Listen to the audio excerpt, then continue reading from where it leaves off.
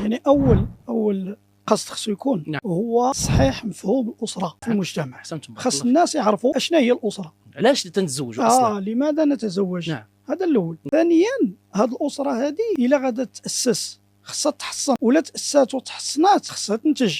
نعم. ولا تأسات وتحصنات ونتجات خاصها تفرح بالمنتوج ديالها. وهذا هو الأسرة في الإسلام. شوف السلف ديالنا، نعم. علاش كانوا كينتجوا؟ علاش كانوا كيعطيونا علماء، فضلاء، أطباء، مجاهدين، منفقين، محسنين؟ علاش كانت الأسرة كتنتج هاد الأطياف هذه؟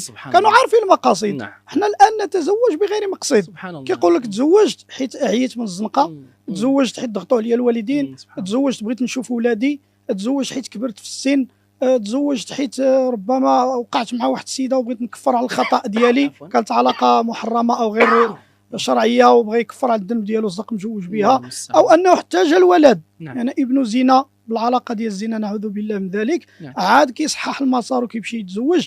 المهم هذا موده ورحمه بغيناها تكون في اطار تصحيح المسار ديال الاسره اولا. ثانيا، انتشار الوعي المجتمعي بين الناس. نعم. ثالثا، التوجيه الى الاسوه الاول اللي هو سيدنا محمد صلى الله عليه وسلم، كيف كان رسول الله صلى الله عليه وسلم مع زوجاته الطاهرات العفيفات. المساله الرابعه في اطار التدافع والمزاحمه. نعم. لان كاين ناس كيخططوا لهدم الاسره، نعم. لتشتيت الاسره، لتحريف الاسره واخراجها على المسار الصحيح.